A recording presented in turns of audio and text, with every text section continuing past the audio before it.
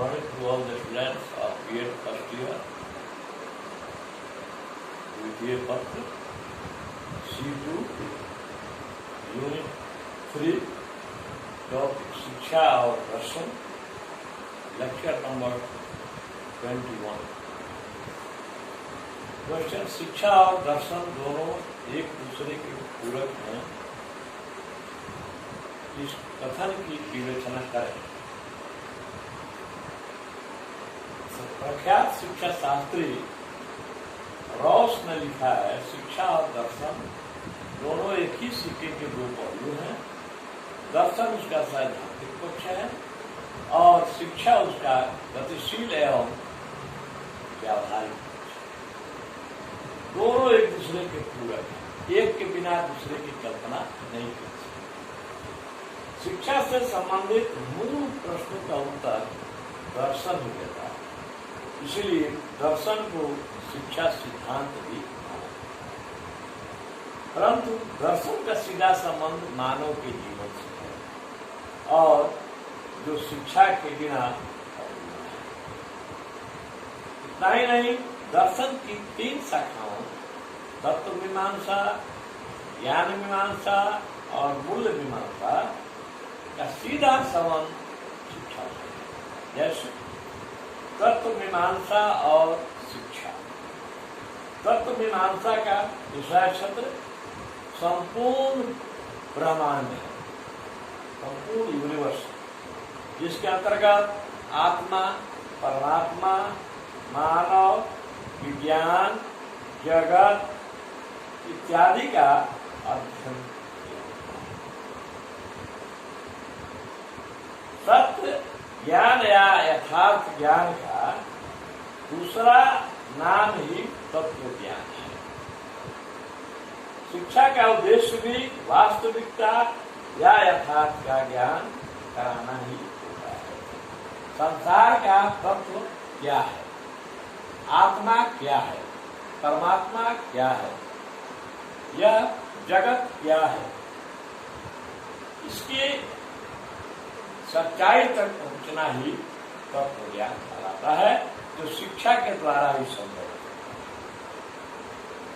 दूसरा है ज्ञान मीमांसा और शिक्षा।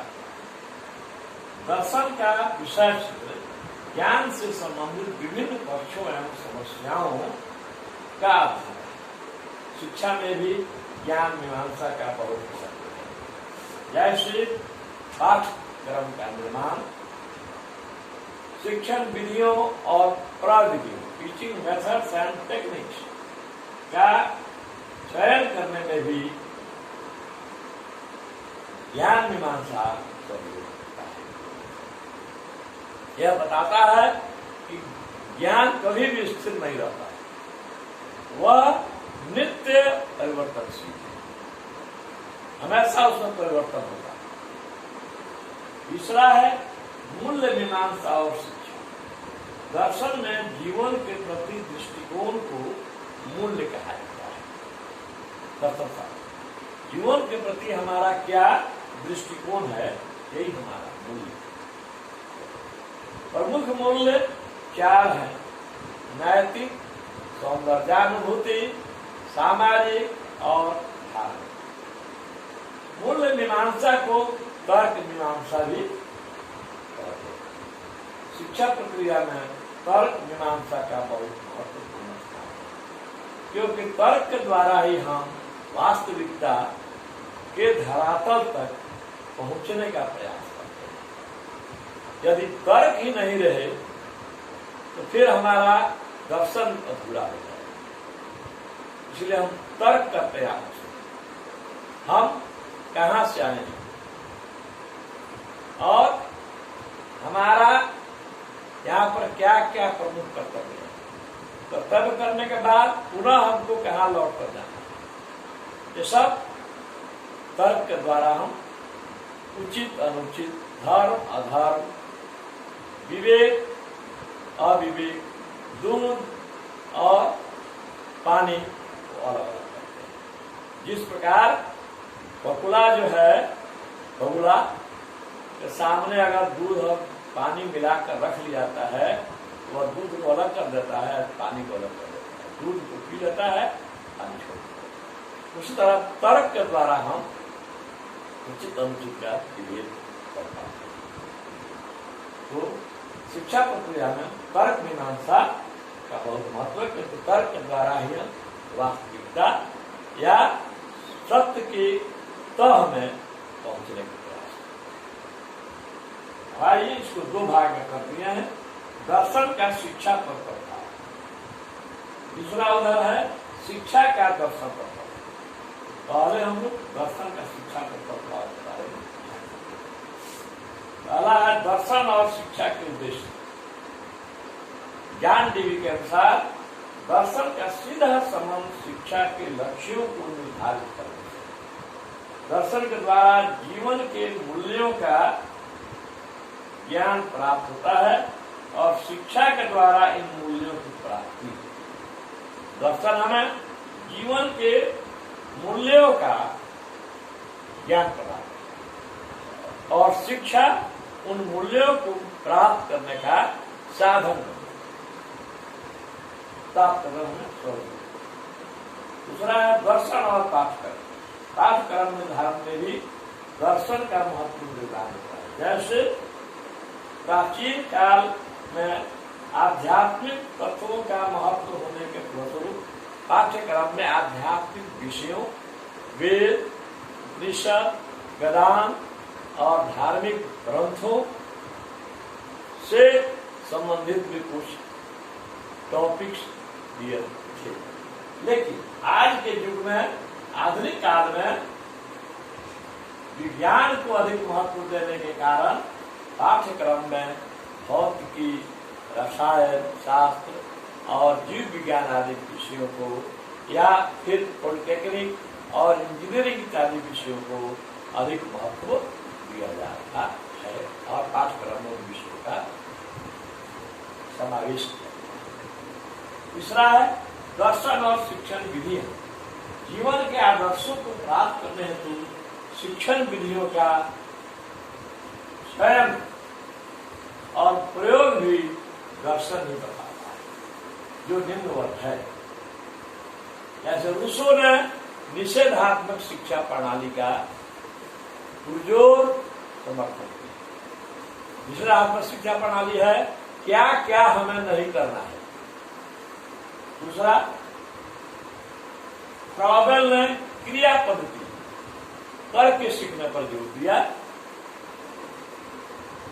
मॉन्टेसरी ने इंद्रिय प्रशिक्षण पर जोर दिया। आदर्शवादी विचारक प्रश्नोत्तर, वाद विवाद इत्यादि पर जोर देते हैं। प्रकृतिवादी इंद्रियों द्वारा सीखने पर जोर देते हैं। प्रयोजनवादी प्रोजेक्ट और इकाई पद्धति पर जोर देते हैं और यथार्थवादी निरीक्षण और स्वानुभव पद्धति पर जोर देते हैं। यानी ये शिक्षण विधियां भी समयानुसार बदलती रही है। अब दर्शन और अनुशासन, विभिन्न दार्शनिक विचारधाराओं का अनुरूप अनुशासन के मुख्य तीन रूप होते हैं। एक दमनात्मक अनुशासन, जो बच्चों के दंड देने के हिमायती है। इसके अनुसार छड़ी रोकना बच्चों को बर्बाद करना है, जो कि आज का मनोवैज्ञानिक, आज के बाल मनोवैज्ञानिक, शिक्षा वैज्ञानिक इसको सीरियस सिखाई करते हैं। पारंपरिक हमारी जो शिक्षा प्रणाली थी वह इसे प्रभावात्मक अनुशासन, यह जो है आदर्शवादी है, जागतिक मत है कि जो है शिक्षक का जैसा चरित्र होगा उसका प्रभाव उनके बाद होगा। मुक्त्यात्मक अनुशासन, यह जो है प्रकृतिवादी शिक्षा प्रणाली में है, बच्चों को स्वतंत्र छोड़ दिया।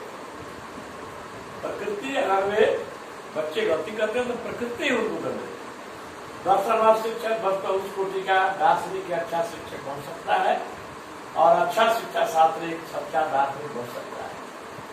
शिक्षक के व्यक्तित्व में परोपकार, व्यवहार कुशलता, नैतिकता, धैर्य, आत्मविश्वास, प्रभावशीलता आदि गुणों का विकास होता है। दर्शन और शिक्षण संस्थाएं प्राचीन काल में गुरुकुल प्रणाली विकसित थी, क्योंकि उसमें अध्यात्म पर भी बोल दिया जाता है। वर्तमान समय में भौतिकवादी दर्शन के कारण स्कूलों के रूप में भी भिन्न भिन्न इसके रूप है। आइए शिक्षा का दर्शन पर प्रभाव। शिक्षा जीवन दर्शन को निश्चित प्रकार से प्रभावित करती है। शिक्षा जीवन को निश्चित दिशा प्रदान करके स्वयं के दर्शन निर्माण हेतु मानव को तैयार करती है। शिक्षा के माध्यम से दार्शनिक विचार एक पीढ़ी दूसरी पीढ़ी तक हस्तांतरित होते रहते हैं। अतः शिक्षा के द्वारा प्राचीन दर्शन पीढ़ी के शिक्षा के द्वारा प्राचीन दर्शन का नवीन दर्शन के साथ समायोजन होता रहता है। तीसरा, शिक्षा दर्शन को व्यावहारिक रूप देती है, जिसके माध्यम से मानवीय जीवन को दृश्य को प्राप्त किया जाता है।